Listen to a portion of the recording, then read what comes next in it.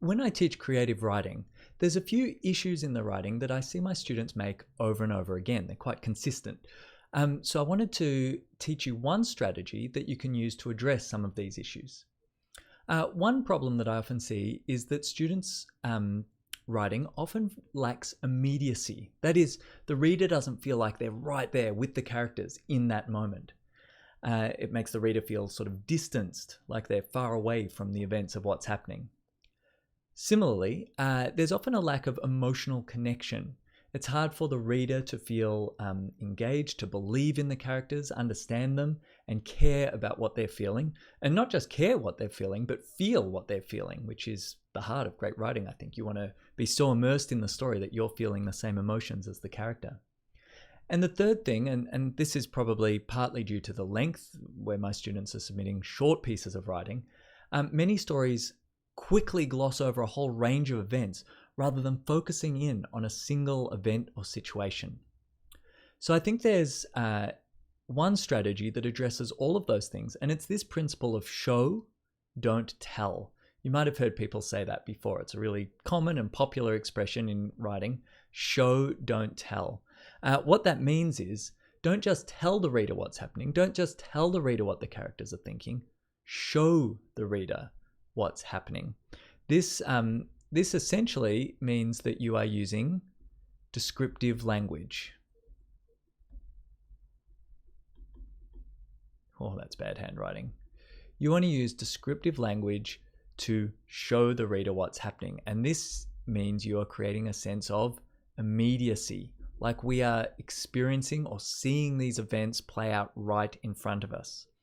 Let me give you a few examples of this in action. I'll zoom out a little bit. So here's some sentences on the left. Sorry, I'm struggling a bit to get where I want to go. There we go. We've got some sentences on the left. Tommy was cold. I am telling the reader what's happening. I'm telling you that Tommy is cold. But I could make that more descriptive. I could show the reader that Tommy is cold by using this descriptive language. I could show you what he's doing. Tommy shivered as the icy wind plucked at his shirt. Okay, you know he's cold because he's shivering and there's an icy wind.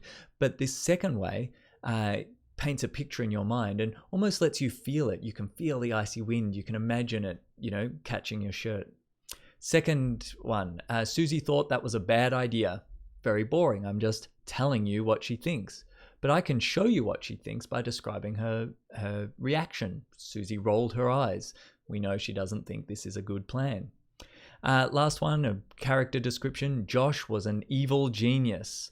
Well, I can show you that he's an evil genius, if that's a stereotype that I want to play into, by saying that Josh cackled as his doomsday machine was turned up to 11.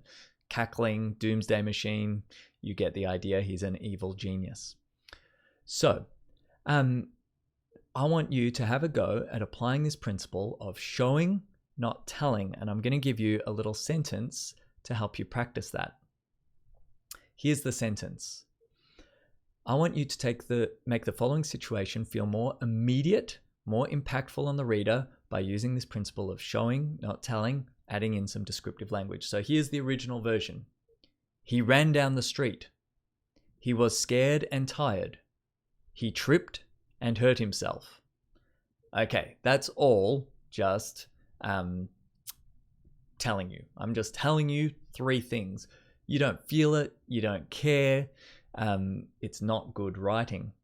But we can improve that greatly. I've got some ideas here for the sorts of things that you can do. You can describe how he's feeling. You can describe the emotions, make us care. You can describe what's happening to his body. So you can describe his movements. You can describe what's going on internally with his body. You can give us a sense of location, so you can show us where he is, create some atmosphere. You can give us a sense of speed. He starts off running and then he falls, so you can show us what that looks like and what that feels like. And last of all, I'm suggesting use some strong adjectives, strong descriptive words for the trip and injury. Make us feel that. Show us what happens to him when he falls, trips, and hurts himself. There's more you could do, but there's a few ideas to get you started. There's 5 sort of general things you could do. You might not do all of them. You might incorporate other things, but you have a go now of showing us what this character's feeling and doing as they run down the street, why they're feeling scared and tired and tripping and hurt themselves. I'm going to fade to black now, and I'm going to get you to pause and have a go at writing your own version of that. And then you can hit play again and see my example, which, you know, many of you might come up with much better examples, but I'll give you something to compare to. So pausing now, and see you in a moment after you've had a go at writing for yourself. Welcome back. I hope you did have a go at writing your own version of our little story. And now I'm going to show you what I wrote so that you can compare, maybe get some ideas and sort of evaluate how you went at that. So I've got the original there. He ran down the street. He was scared and tired. He tripped and hurt himself. Just telling you the story. Here's my attempt at showing you that, making it more immediate, adding descriptive language to try and help you engage with it and feel it. So first of all, I've given the character a name, Tom. I thought that would help you to relate to this character. Tom's heart raced as his feet slapped the pavement. His breath came in ragged gasps and sweat poured into his eyes. Sweat or tears? It didn't matter. He dared not stop. He was alone, with the filthy city built up on either side, and God knows what behind him. Frantically, doggedly he continued, forcing one skinny leg in front of the other. For a moment he tried to look back, but it was a mistake. His toe caught an uneven patch of concrete, and he sprawled face first onto the hard pavement. He winced as he felt gravel grind into the palms of his hands. All right, so a few techniques I've used there. As you can see, I already mentioned, I've said Tom. Rather than saying he's scared and tired, I've said his heart's racing, his feet slaps the pavement, his breath is coming in ragged gasps, which gives the sense of exhaustion as well as a fear. Same with the sweat. I've had a go at being a bit poetic here, sweat or tears. So giving the sense that he's not happy, he's not just running for fun. And he dared not stop. Now, I guess here I am telling, aren't I? He dared not stop. I'm making a statement. So it's okay to mix in a little bit of telling.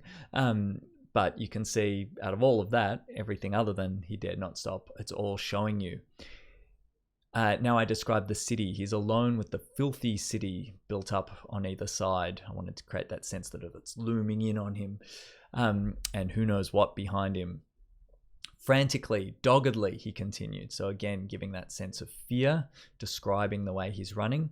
I added this little description, one skinny leg in front of the other.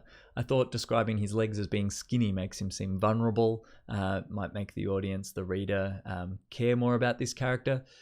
For a moment, he tried to look back, but it was a mistake. Here, it's a bit of extra description to try and make you... I'm not just saying he tripped, I'm trying to describe why it happened and bring you into this moment and give you the sort of blow by blow, the play by play of what's happening and why it's happening. His toe caught an uneven patch of concrete and he sprawled face first onto the hard pavement. And here's where I tried to make the injury, I tried to make you feel it. He winced as he felt the gravel grind into the palms of his hand. I thought that word grind, I don't know, that's quite visceral to me, that you know, if you've ever experienced that, falling over and having rocks like get into your skin, it's not a nice feeling. So I thought that might be good at engaging the reader. Okay, so that's just one way, not perfect. Yours might be much better. That's okay. But you can have a go at thinking, did you achieve the goal? Did you make it more immediate? Did you use descriptive language to show the audience what is happening rather than just telling them? Make sure you apply this technique whenever you're doing creative story writing.